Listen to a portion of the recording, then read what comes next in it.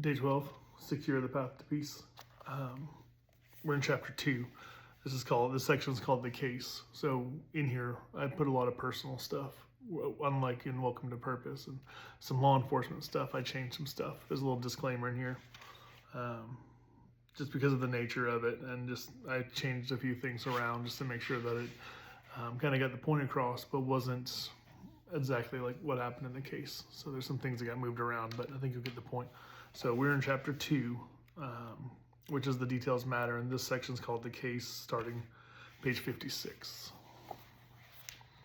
Years ago, I worked in an undercover identity theft task force. If you're a fan of The Office, you may remember Dwight saying, "Identity theft is a crime." True. So for us, that line was more than a joke, though. It was really a way of life. Our unit handled a wide range of financial crimes, including fraud, forgery, large-scale identity theft. We sometimes worked with the Secret Service and occasionally the Immigration and Customs Enforcement, or ICE. One case stands out, and it was a victim that was scammed out of about $48,000 by someone who was posing as a distant family member online. The scammer spun an elaborate story, promising that the victim would receive a large sum of money through a special program, but needed to pay taxes and fees to release the funds. You remember the old, like, "Hey, I'm a Nigerian prince, and if you send me money, I'll send you more." Yeah, still happens today, unfortunately. Sadly, this kind of scam happens all the time. Fraudsters exploit human trust and compassion. They impersonate family members, charity workers, or government officials, and they create urgency, fear, and confusion, and then they cash in. They are, in many ways, the worst kind of predators, those who prey on trust. At first, the victim had sent gift cards and codes over social media, and later they were persuaded to buy laptops and cell phones and shipping them to a US-based reshipping address, who then would send them over to Africa. By the time the case reached my desk, 6 months had passed. I started organizing everything into evidence: social media messages, receipts, serial numbers, shipping, labels, bank statements, and the case file grew quickly. I spent long hours tracking prepaid cards, obtaining subpoenaed information, and cross-referencing set transactions. The more I dug, the more complicated it became. Fraud cases like this often lead to dead ends, and the suspects use fake names, untraceable numbers, and international accounts. After weeks of investigations, I began to think this case would be another one that ended in frustration. But then I found it. It was a single mistake. Buried in hundreds of transactions, one charge stood out. The suspect had used a personal debit card to buy snacks at a store, which was caught on camera. That single detail changed everything.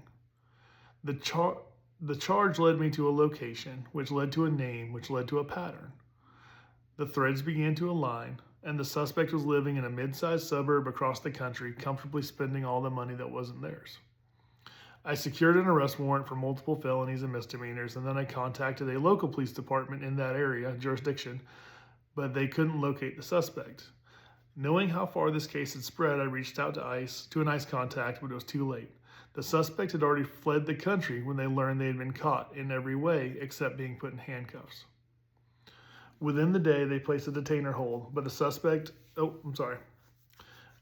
Within the day, they placed a detainer hold, and if the suspect were ever stopped again or tried to fly, they'd be taken into custody. When I shared the results with my supervisor, they said that in all their years, they'd never seen an arrest warrant for a fraud case that reached across continents.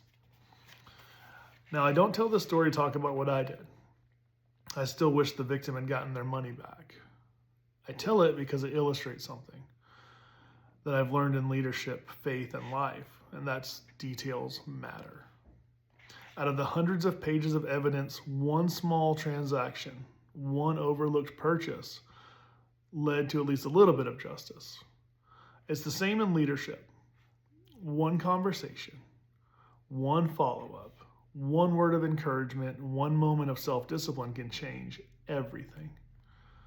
The details define the outcome.